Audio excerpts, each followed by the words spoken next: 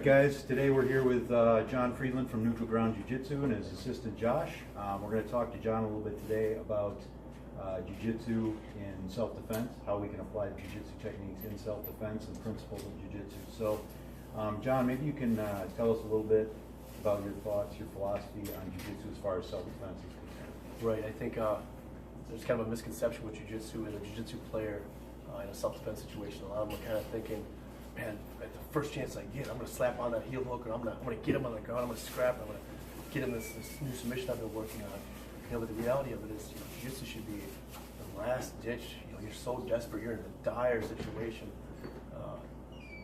You pull it out then because you should be in a situation that is that desperate. If you're just trying to pick and choose your self-defense, like any kind of self-defense, it's like, you don't get to really choose what happens. Jiu-Jitsu is a nice thing to have as your weapon when all avoidance has failed and they've gotten inside your range and you can't get away.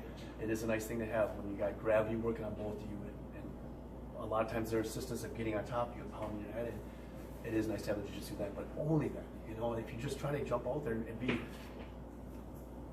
throw out the flash, get rid of the flash. This is a survival first. Self-preservation is your main concern, and if that's not your concern right there, you should be doing Jiu-Jitsu. Great. Now, let's set the stage a little bit. Like you said, real self-defense, it's very dynamic, all kinds of things can happen. So let's say you do end up on the ground. Circumstances dictate maybe you didn't even choose to be there. Maybe you've been knocked to the ground, or you lose your balance, or whatever the case may be, you get tackled. Yeah. Can you kind of set the stage, show us maybe some basic techniques and principles that would apply? For sure. So I'll give you guys some room here. Yeah, that sounds good. So,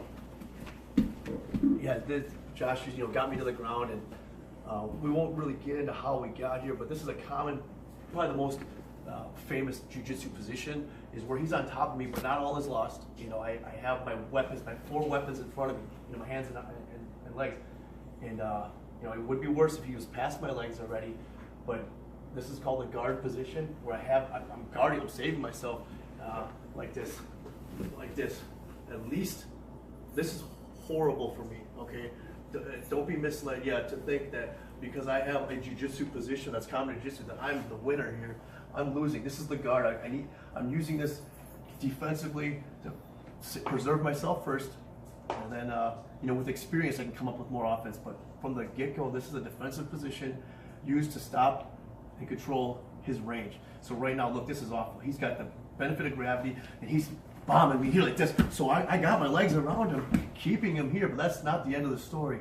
I need to get him, use these legs, use these powerful hips to either make him so close that he can't hurt me, like this, so that his strikes will be ineffective on that side, and this, I'll keep him close like this. Now it's a little bit more of he can't get the range to bomb me, right?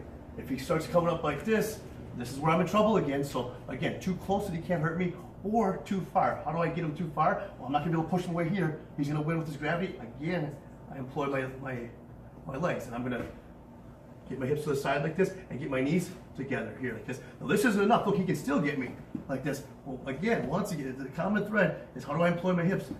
Keeping my feet to him like this. Now he's so far he can't get me. Okay, so try to reach my face, Josh, like that. As he comes in, we'll try to hit me again. Again, we get close. So again, I want to keep him so close that he can't do damage to me, or so far that he can't reach. Like I'm using my strong hips to keep that distance. And again, this is when you're forced to the ground like this. You don't want to get here. You don't want to be in a self-defense situation where you're like, oh good, here's my Jiu-Jitsu. I was forced here, and because I have some conceptual training in Jiu-Jitsu, I at least have something to think about to preserve myself.